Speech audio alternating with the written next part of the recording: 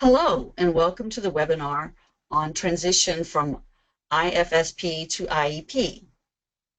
In other words, the Individual Family Service Plan to the Individual Educational Plan.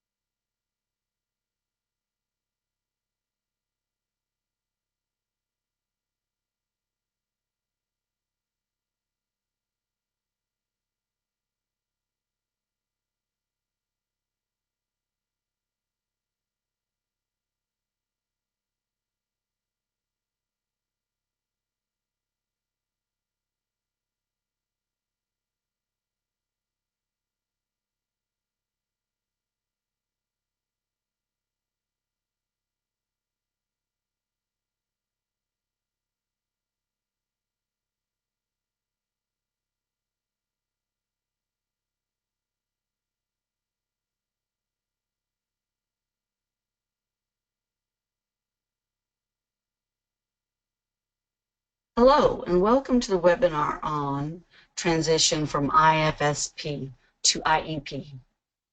Please allow just a few more minutes for all attendees to join us.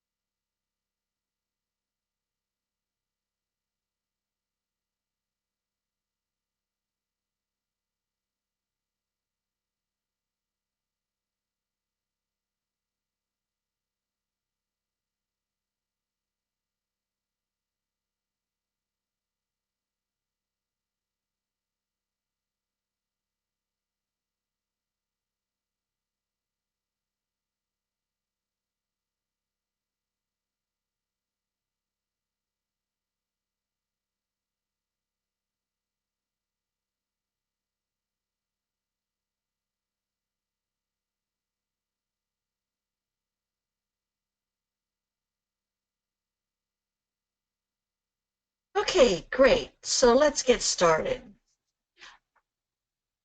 During this webinar, your mics will be muted to ensure we cover all the information in the time provided.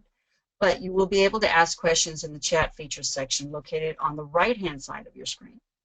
I will address your questions at the end of our webinar. For your privacy, we ask that you do not share information. You do not share your personal information, such as email addresses, phone numbers, during this presentation. If I'm unable to answer your questions, please feel free to email me or call me directly, and I will get back to you as soon as possible. My contact information will be provided for your convenience at the end of the webinar.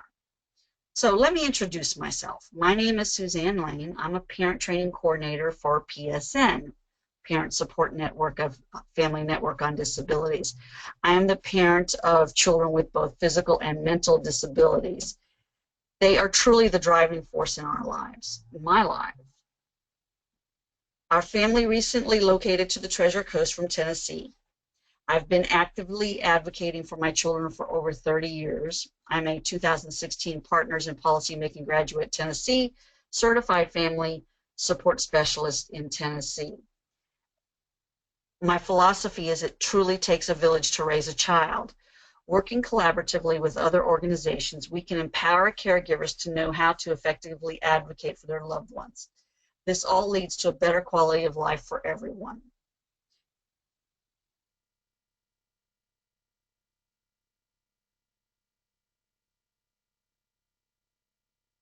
First, let me talk briefly about F&D. We are a nonprofit organization that began as a grassroots organization in 1985. What makes us truly unique is that we are literally family-driven.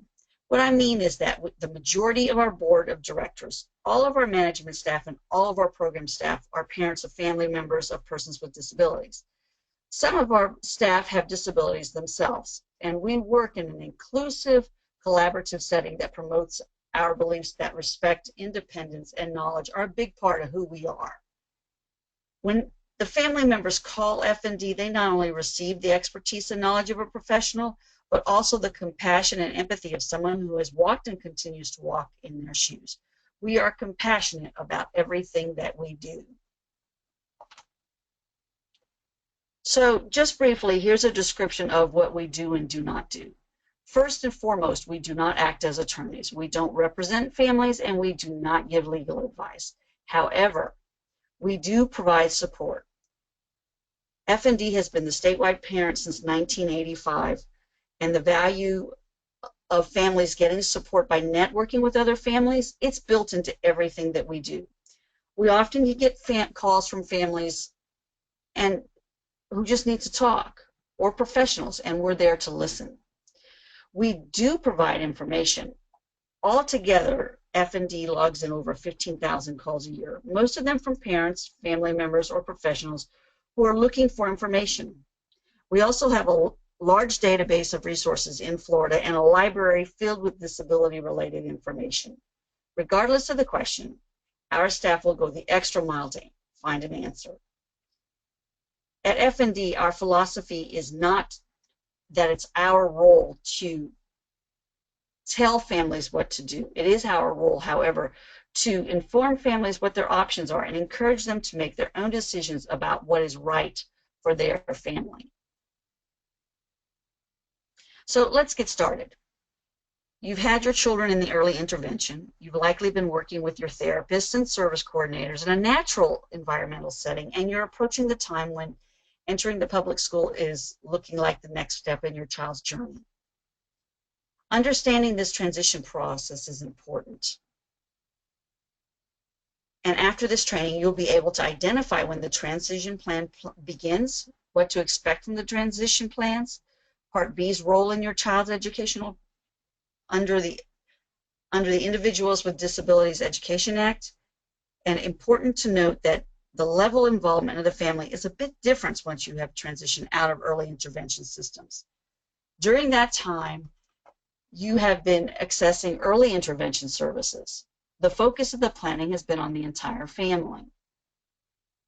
As you transition to other programs, you will see that the focus of the plan becomes the child. Please understand that the role of the family continues to be vital in the process for providing the best outcomes for the child and in providing information and sharing in service delivery decisions. But the primary focus of planning at this point is the child.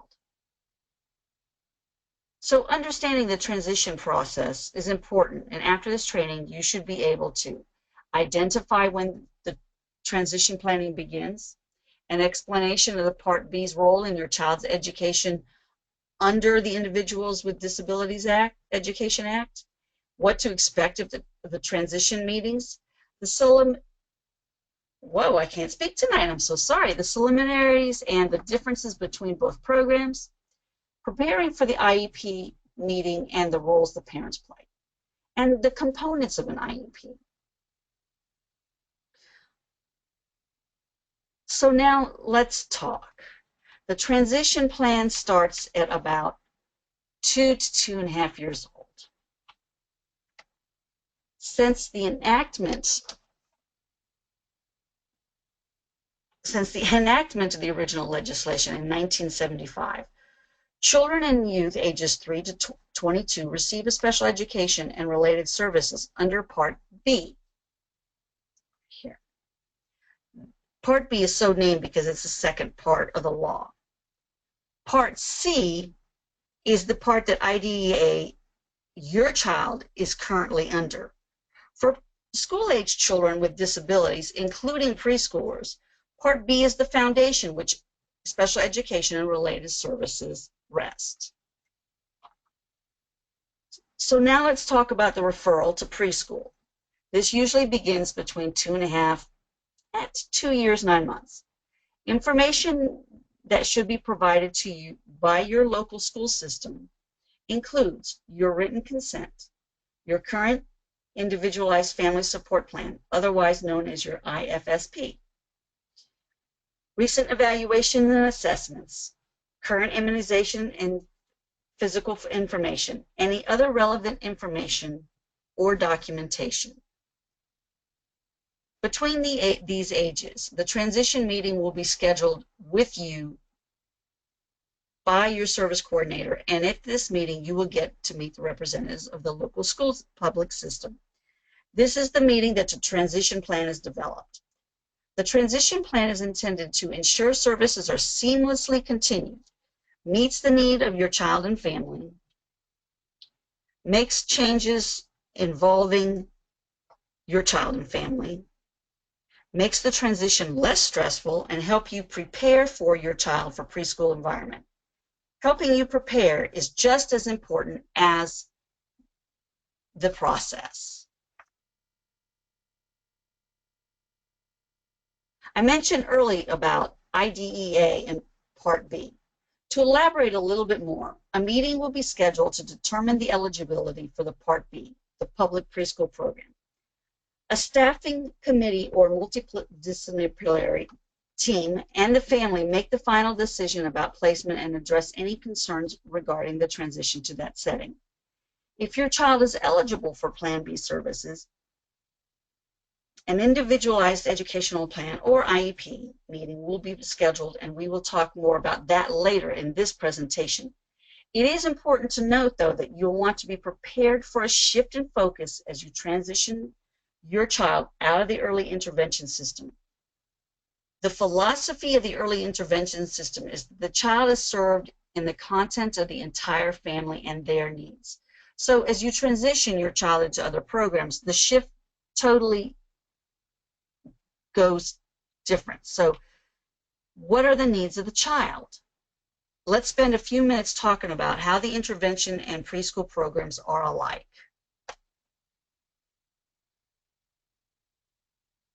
So both have similarities.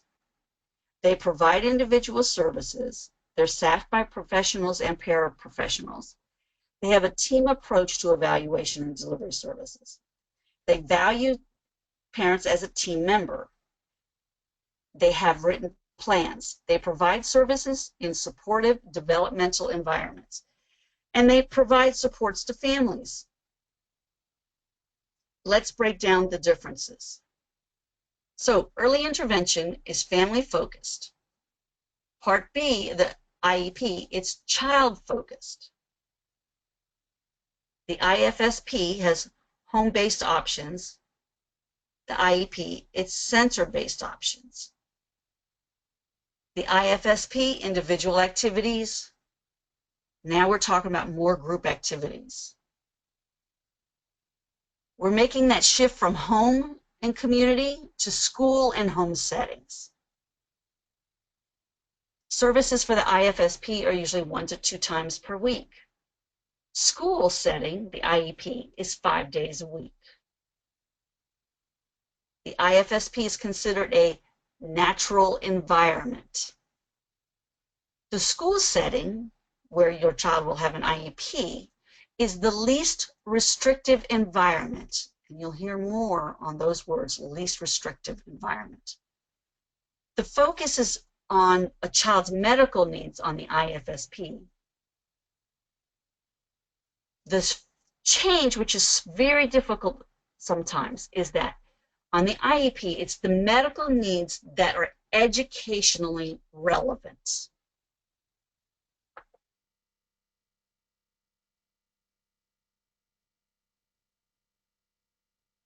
So preparing for the IEP,